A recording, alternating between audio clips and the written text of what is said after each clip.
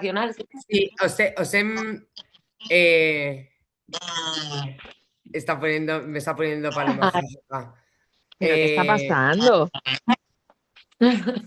¿Sabéis lo que pasaba? Claro,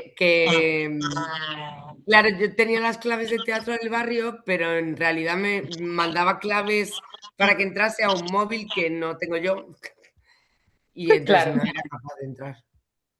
Paloma se está riendo, no me extraña. Eso se llama nietas de la dictadura, pero a lo mejor es como de, digo, me siento más de la dictadura directamente. O sea, tan boomer de no conseguirlo. Y eso que lo intenta a las 12:15. ¿Qué tal estáis? Bien, Bien, ¿qué tal estáis vosotras? Muy bien. bien. Yo hoy un poco estresada porque tenía como 18 cosas que hacer en 20 minutos antes de esto. No, yo estoy exactamente igual. De hecho, hay cuarto, me tengo que ir volando porque voy a grabar, pero vamos, bueno, son -5, nada. Venga, sí, pues hablamos. Venga, pues Pero bienvenidas falta, al... espera, que falta nuestro compañero, ¿no? Hola, Raúl hola, está ¿qué tal? aquí.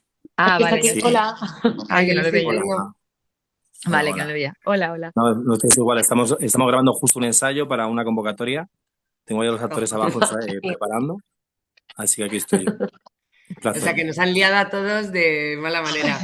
Sí, Que va, genial. Venga. Bueno, pues nada, me ha dicho Paloma que yo haga así un poco de conductora para que habléis vosotros de vuestras obras, porque yo, bueno, estoy haciendo con chistes contra Franco con Darío Danti y es un homenaje a los que hacían humor contra Franco en la dictadura, pero vosotros que estáis haciendo obras de teatro eh, y no tanto una acción teatral como hacemos nosotros, para que contéis vuestros proyectos. Por un lado está Paula Iwasaki, que es intérprete junto con Guillermo Serrano de Ay Carmela, y lleváis un montón de tiempo haciendo, la verdad, Paula. Pues un montón, sí, casi 15 años llevamos. Sí, Wow. sí, una barbaridad. Nosotros hicimos una escena de Ay Carmela como examen de primero de carrera y a raíz de ahí, de entendernos muy bien y de encantar currar juntos, pues investigamos que era un CIF para hacer la compañía y montar la obra entera y desde entonces realmente el punto de inflexión fue que llevamos la obra a las ruinas de Belchite, que eso no se había hecho nunca y representamos a Carmela en el pueblo viejo frente a la iglesia derruida, balazos, bueno, y con público nonagenario que había llegado a vivir en el Belchite viejo antes de que se produjera ahí el levantamiento. Bueno, es muy emocionante poder seguir haciéndola tanto tiempo después, la verdad. ¿Y por qué Ay Carmela hace 15 años? Vamos a montar esta obra otra vez y... Todo empezó de una manera como mucho más, o sea, no quiero decir ingenua, pero quizá naif, porque nosotros teníamos 18 años, estábamos en la escuela y yo soy de Sevilla, Guillermo es de Extremadura, había algo en el lenguaje y en la forma en la que los personajes hablaban que nos remitía mucho, lo sentíamos como algo muy cercano y muy familiar. Y como, bueno, realmente lo bonito del proceso ha sido que hemos crecido profesionalmente con la obra al mismo tiempo que personalmente. Entonces, la dimensión, la comprensión, la sensibilidad y la madurez que hemos ido adquiriendo con el paso del tiempo a través también de estos personajes nos ha permitido también redescubrir y conocerla a nosotros, pues cada vez de una manera diferente y nueva, ¿no?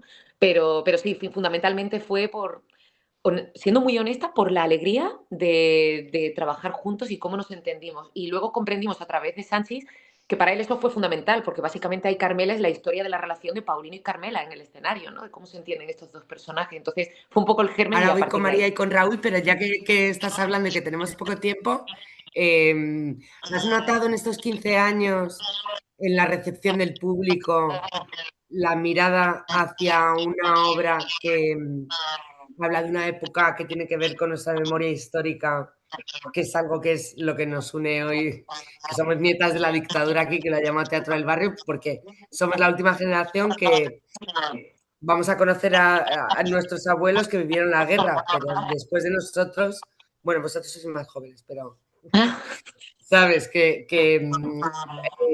por eso le ha puesto este título Paloma, ¿no?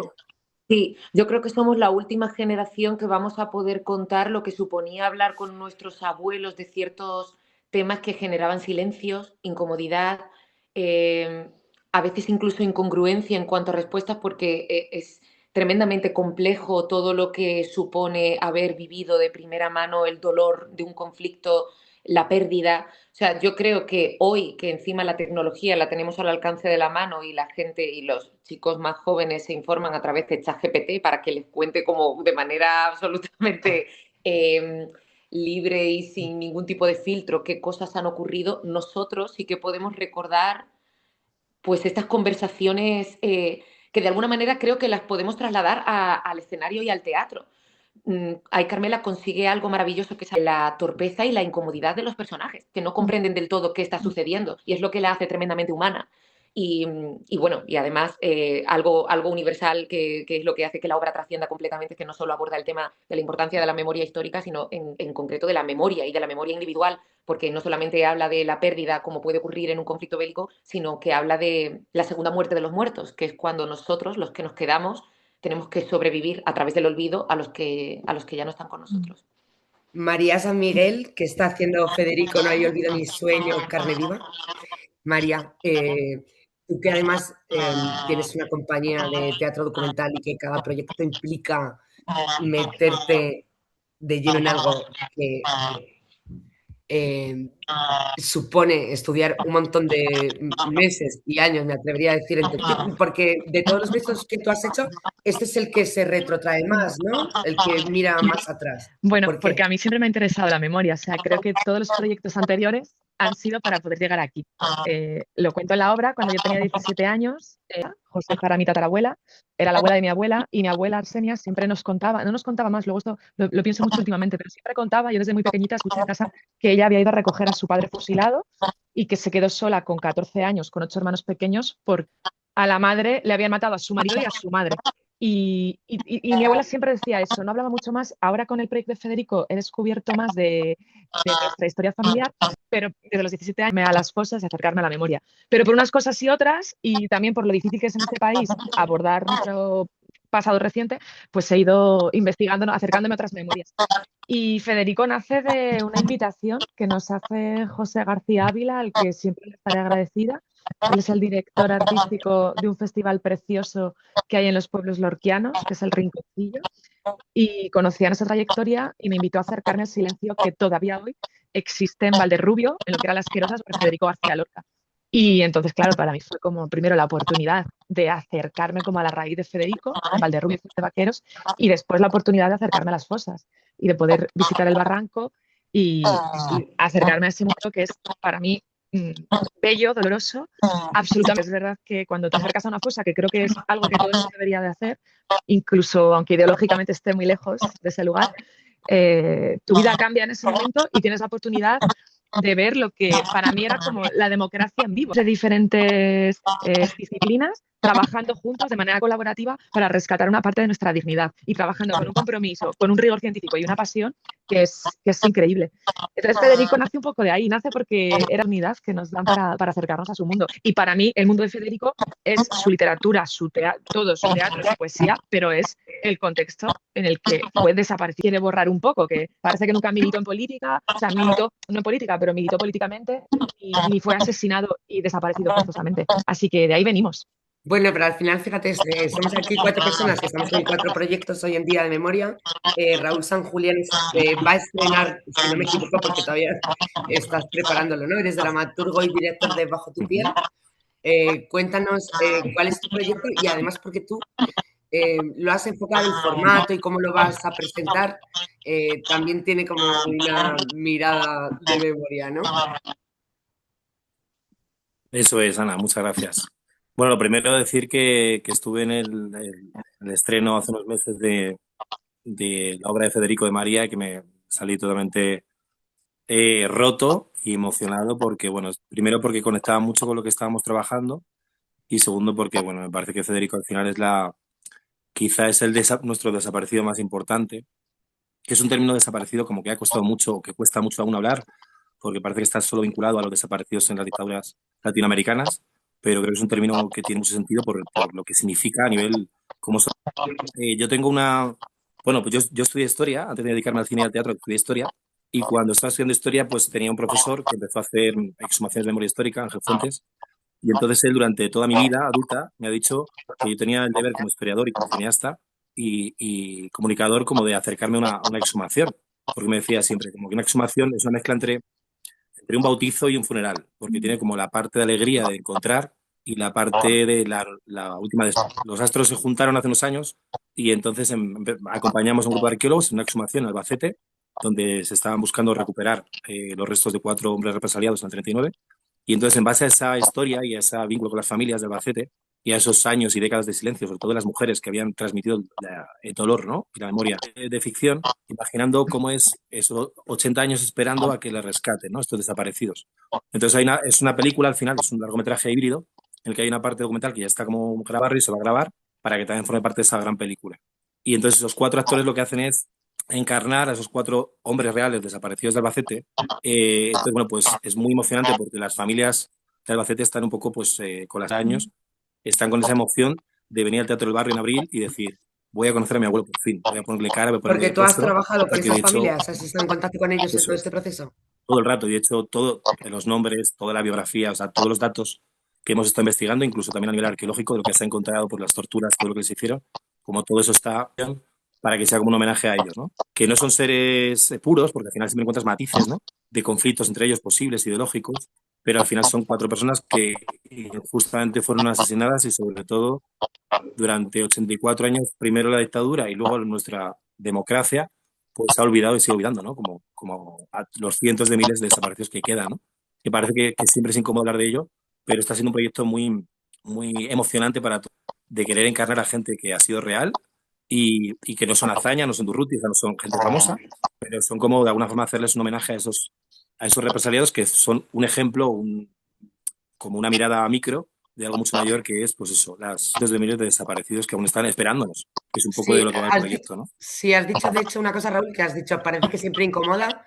¿Sentís eso? ¿Sentís que eso incomoda? Es muy O sea, incómodo. que los trabajos que hacéis. Yo lo hice hace poco, porque es verdad que aún no hemos estrenado, entonces esa parte aún no, pero hace poco hicimos un acto público y fue muy bonito porque incluso gente, como decía Paula también, ¿no? Como incluso ideológicamente muy en otro lado, de pronto al hablar de la dignidad de enterrar a un muerto, que es una cosa que nos conecta incluso hasta el mundo homérico, ¿no? O sea, de que un muerto tenga su sitio de descanso, eso incluso el más cristiano, o si al menos lo es realmente, pues puede llegar a entenderlo. Entonces, de pronto ahí rompe un poco esa dicotomía ideológica y conecta con la parte más humana y más incluso espiritual que podremos tener todos, ¿no? Entonces, bueno, yo creo que pude ver, bueno, porque Carmela, no he visto la versión con Paula, pero es una obra que a mí me fascina de siempre, pero yo creo que estos proyectos tienen una parte humana que trasciende o que creo que es lo hermoso, dejando bien claro dónde estamos éticamente, evidentemente, pero creo que, bueno, pues intentan de alguna forma romper y sobre todo mostrar la parte de los derechos humanos, es que no es otra cosa, Claro, que en sí. otros De hecho, países cuando es muy estaba. fácil de ver, pero aquí Y por eso eso México se es. queda al margen y como dice Raúl, conectamos desde la empatía y desde el humano, desde todos los frentes. Pasó algo muy mágico cuando llevamos a Carmela a las ruinas de Belchite, que fue que casi todo el público que teníamos eran nietos y bisnietos eran descendientes de brigadistas que habían, de nacionales, y venían con los uniformes de sus abuelos vestidos a ver la función.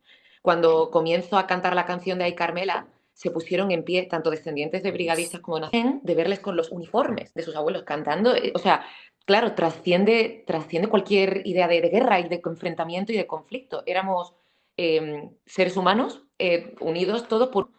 Tu Y yo creo que teatro. eso es algo que permite el Qué teatro. bonito. Claro, iba a Pelo de decir, punta, digo, ¿eh? tu teatro María también, ¿no? Como de que ya sea hablando de ETA, como de esa España dividida, ¿no? Que mata a Federica a todos. O sea, Claro, es que estaba pensando, ¿no? Escuchando, claro, es que sí, por una parte yo pienso, es que sí que es ideológico, claro que es ideología y son derechos humanos. El problema lo tienen quienes no se acercan porque piensen que puede haber en no ir a una obra de teatro que te atraiga más o menos. Lo triste y lo doloroso es que haya personas que no vengan al Teatro del Barrio a ver cualquiera de esos 4 montajes porque ideológicamente no se corresponden con la papeleta que meten en las elecciones. Sí que es verdad que en este país la memoria es incómoda porque la dictadura se ocupó muy bien desde el propio golpe de generar terror y a través de ese terror generar silencio y porque se han establecido unos relatos oficiales que cuesta mucho romper. y Por porque eso ejemplo, no se ha Federico, reparado, a ¿no? nivel de Porque no se ha y reparado que no se, tampoco lo que se y prometía que que no se iba a se reparar. repara. Claro, ni en democracia y todavía estamos en esas, ¿no? Conozca como víctimas del golpe. y de ese genocidio.